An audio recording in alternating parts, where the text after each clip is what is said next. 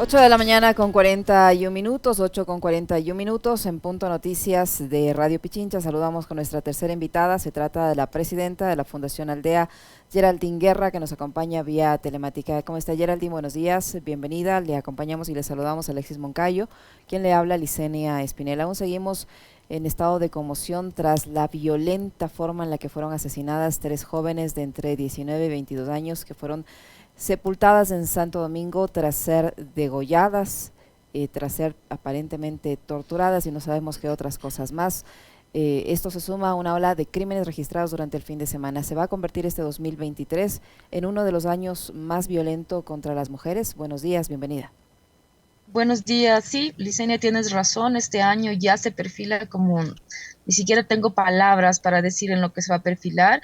Al momento ya estamos más de 70 femicidios en lo que va del 2023 y seguimos validando. No logramos seguir el ritmo de la violencia que está azotando el país y de esta violencia social en general, pero específica esta violencia contra mujeres, niñas y adolescentes. El triple femicidio en Esmeraldas es aterrador, nos debería aterrar, dar vergüenza y empezar a accionar acciones, valga la redundancia, contundentes.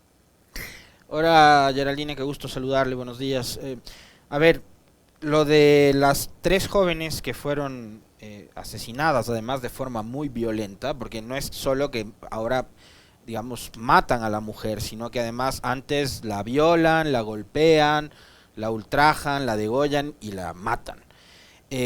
Nos ha espantado, creo que a la gran mayoría de ecuatorianos, pero el gobierno no ha dicho nada. Entonces, lo primero que hemos hecho es voltear a ver si es que se ha pronunciado el presidente Lazo, a ver si se ha despertado el vicepresidente Borrero, si Zapata, que es ministro del Interior o ministro de la Policía, ha dicho algo, si Ordóñez deja de pelear en Twitter con Correa y se ocupa de los temas de seguridad, pero ninguno dice nada.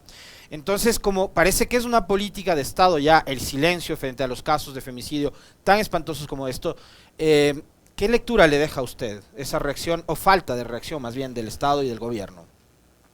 Justamente lo que dices, Alexis, es esta apatía, ¿no es cierto?, desde el Estado central, desde las instancias competentes, que ya deberían estar generando todo un sistema de protección integral para las familias, para la no revictimización y para la no repetición. No ha habido ninguna expresión, digamos, de condolencias públicas. Yo tampoco las he visto, si ustedes lo saben, cuéntenos. Sin embargo, esperamos que en el transcurso ya del proceso judicial de investigación se demuestre lo contrario. Es lo mínimo que puede hacer el Estado frente a tres familias que han sido afectadas, frente a tres familias que han pasado lo que nadie debería pasar. Son tres chicas jovencitas que salieron a la playa y que no solamente son ultrajadas, degolladas y torturadas, como lo mencionaste, pero que además son tiradas como despojos, enterradas ahí en medio de la nada, como si fuera nada, como si la vida de las mujeres no valiera nada. Y ese mensaje es el que nos debe horrorizar, ¿no? Y después terminan siendo revictimizadas, Geraldine, porque no solo es que la apatía del gobierno demuestra que no les interesa ocuparse sobre los temas de inseguridad para evitar justamente que lamentemos estas muertes, sino que además tenemos una sociedad que es absolutamente estricta e indolente con estos casos, porque lo primero que empezaron a decir es cómo estaban vestidas, porque les encontraron creo que con ropa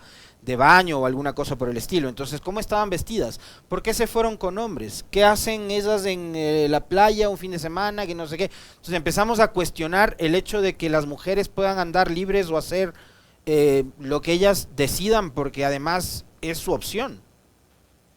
Justamente esa es la distorsión atroz, digamos, esa es la violencia atroz que se naturaliza, ¿no? ¿Qué tiene que ver cómo estabas vestida? ¿Qué tiene que ver a dónde te fuiste, con quién te fuiste? Lo que es importante es el hecho en sí mismo. ¿Por qué alguien tiene el derecho de coger tu vida, tomarla, ultrajarte y matarte, y además dejarte tirada como si fueras basura? Y eso es lo que nos deberemos preguntar, porque naturalizar, justificar la violencia, lo único que hace es que la perpetúa y genera que haya nuevos casos, que el mensaje sea así, hay como violar a las mujeres y matarlas y no pasa nada. Si el gobierno se lava las manos, si tú tienes un Estado central y una institucionalidad pública que no reacciona en una provincia, por ejemplo, como Esmeraldas, en donde no hay personal suficiente porque es una ciudad que está sitiada por las bandas narcodelictivas. Y entonces tú le pides a una institución que responda pero no tiene los medios, no tiene los recursos ni técnicos, ni humanos, ni económicos para hacerlo, porque el Estado está como echándonos a la ciudadanía, digamos, la responsabilidad del cuidado, y por eso es que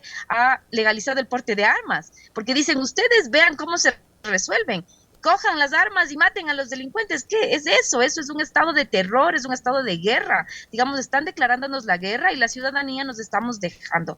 En opinión de las organizaciones de mujeres, del movimiento de mujeres del Ecuador, estamos en vigilia y en alerta, ya no solo por el acceso a justicia para Juliana, para Denise y para Nayeli, sino además para la garantía de la defensa de los derechos de las familias.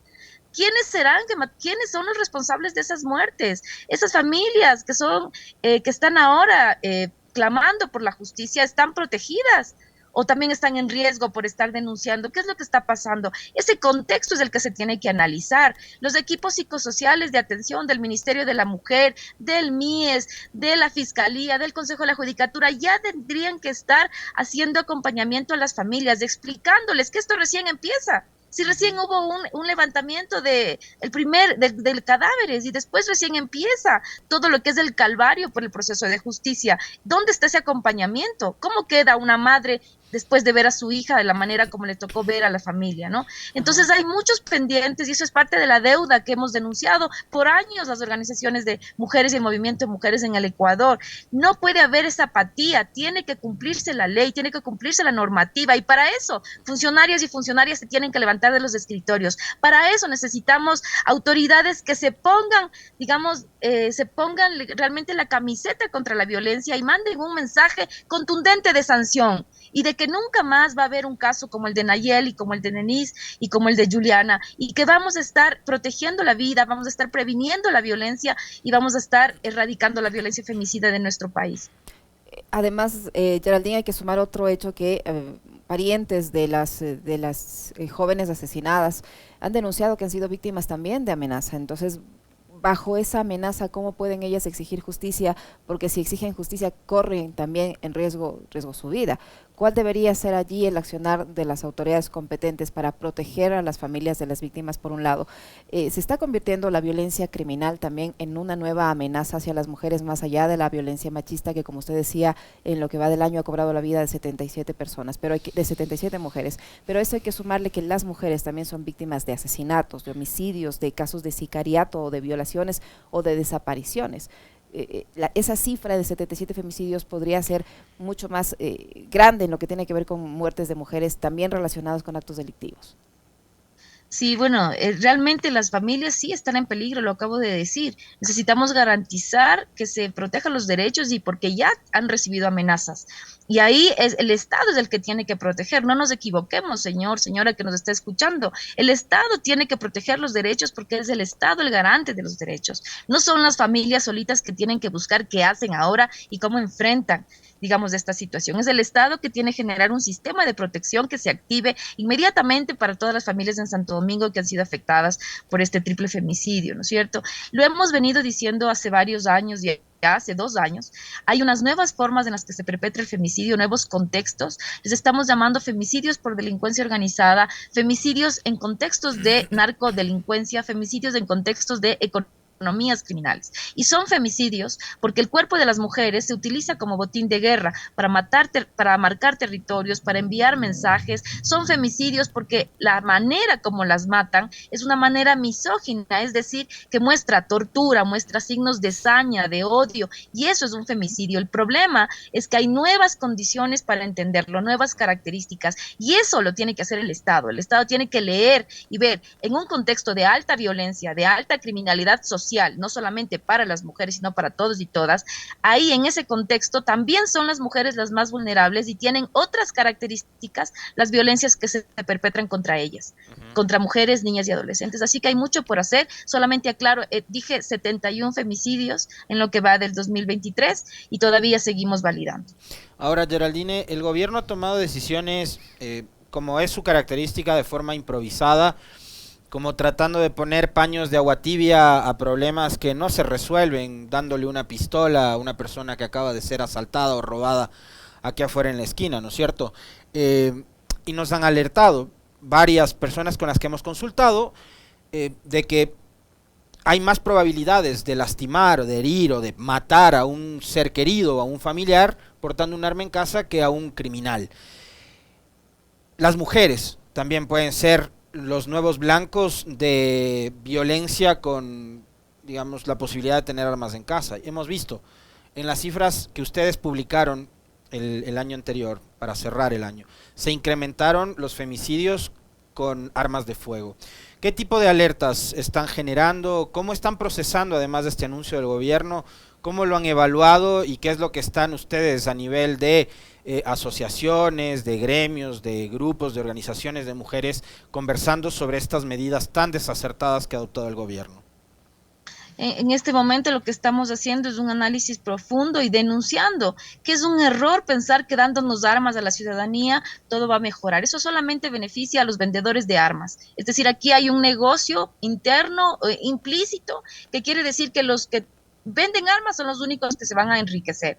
En cuanto a la violencia contra las mujeres, ya lo hemos dicho, desde hace 2 años ha subido, pero más del 300% el uso de armas de fuego para cometer femicidios, sin que haya legalización de porte de armas. Ahora, si tú le das a una ciudadana, a un ciudadano, un arma, ¿para defenderse de qué? Que no se trata de matarnos unos contra todos. ¿Qué clase de sociedad queremos vivir? Geraldine, esa es la visión al menos de la legisladora, por ejemplo, María Belén Cordero, o Ana Belén Cordero, perdón, que asegura que es mejor que el hombre y la mujer dentro de una casa estén armados. Que resuelvan a tiros sus diferencias. Que resuelvan al tiro sus diferencias.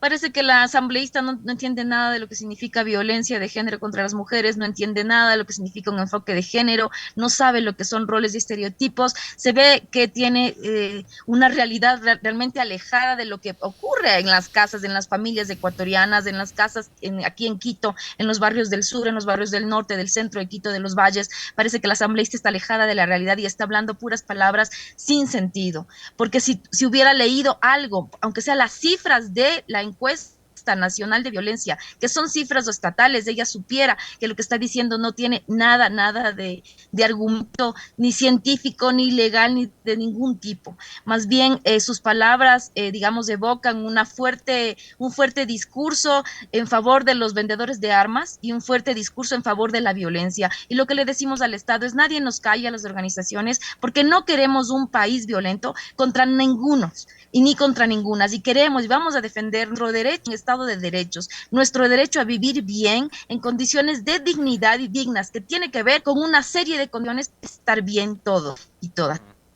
El gobierno nacional ofreció la apertura de las famosas casas violetas. Yo le quería preguntar a Geraldine desde hace algunos días, creo que alguna vez también le escribí internamente a preguntarle si tenía el dato. ¿Cuántas ha abierto en estos 2 años de gobierno el régimen de Lazo, estas casas violetas para cuidar y defender a mujeres víctimas de violencia por un lado, y por otro, no se creó, sino que se le cambió el nombre a una institución, que pasó de llamarse Secretaría de Derechos Humanos a Ministerio de la Mujer? ¿Ha habido algún avance en cuanto tiene que ver con políticas públicas, recursos y demás para cuidar de la vida de las mujeres, o simplemente también eso se quedó en un anuncio y en un tema declarativo? Justamente aquí parece que vivimos en las declaraciones permanentes que no hacen daño, que no hacen bien a nadie, que lo único que se quedan es escritas en un papel. Cambiar una secretaría o un ministerio es un gran paso, pero requiere un presupuesto eficiente y suficiente. Quiere decir bastante dinero, porque para prevenir la violencia necesitamos dinero, porque la violencia afecta a la vida y la vida necesita una serie de condiciones para mejorar o para reparar si fuiste víctima de violencia. En ese sentido, se han creado estos centros violeta. No tengo el dato exacto de cuántos han creado. Sé que en estos días o en este mes van a inaugurar uno, por ejemplo, en Sucumbíos. Esperamos que en la provincia de Sucumbíos, que es una provincia tan amplia, ese centro violeta tenga, digamos, en alguna medida, sea un referente para la prevención y atención de la violencia en esa provincia, que la violencia campea impunemente de manera impresionante, ¿no? Así que, digamos, el dato exacto no. Lo que sí te puedo decir, o lo que sí les puedo decir a los oyentes y las oyentes, es que necesitamos estar vigilantes como ciudadanía y aprender y saber cómo funciona la ruta de atención, porque la violencia está más cerca de lo que pensamos, y a veces una persona que nos pida ayuda, basta con saber y tener claridad qué es lo que tiene que hacer. para poder exigir, porque lo que está sucediendo es que en las instancias competentes no se está cumpliendo las rutas, y como no se cumplen las rutas, entonces permanece la impunidad, es como una vuelta, es como una rueda de tuerca que no termina más, y termina en un femicidio como el que acabó de suceder en Esmeraldas a Nayeli, Juliana y Denise, que no debería volver a ocurrir. Entonces el primer paso es empezar a exigir, y si en su provincia, en cualquier provincia que estemos, ya hay un centro violeta, deberíamos de exigir que funcione bien y que prevenga la violencia y que salga a los barrios y que haga eventos de prevención y que esté todo el tiempo hablando de las rutas de protección para poder generar un país menos violento, más equitativo y libre de violencia para mujeres, niñas y adolescentes. Geraldine, ustedes dicen que no van a callarse, que van a seguir exigiendo el derecho a vivir en un estado de paz. La Constitución, en teoría, nos garantiza también vivir en paz. Pero frente a este tema del porte de armas, ¿van a emprender algún tipo de acción? Normalmente ustedes suelen hacerse escuchar en la calle. ¿Han planificado algún tipo de estos recursos para llamar la atención, al menos de la Corte Constitucional, para obtener un pronunciamiento respecto a esta decisión? Sí, estamos todavía recién conversando, viendo cuáles son los mejores argumentos y cómo podemos, digamos, enfrentar esta nueva realidad que nos coloca a los ciudadanos y las ciudadanas en un estado de guerra y un estado de sitio. Aunque parezca que hacen un favor, tal como dicen las asambleístas, la asambleísta Cordero, que parece que con ella resuelve teniendo un arma, es al revés. La violencia nos va a seguir perpetrando en las casas y en las familias. Deberíamos estar preocupados, preocupadas. Próximamente estaremos informando exactamente lo que vamos haciendo, pero al momento solo nos encontramos en el momento de buscar las mejores salidas para enfrentar esta arremetida durísima voy a decirlo así, desde este capital mafioso que nos está invadiendo en el Ecuador. Muchísimas gracias, Geraldine, por habernos acompañado. Muy amable.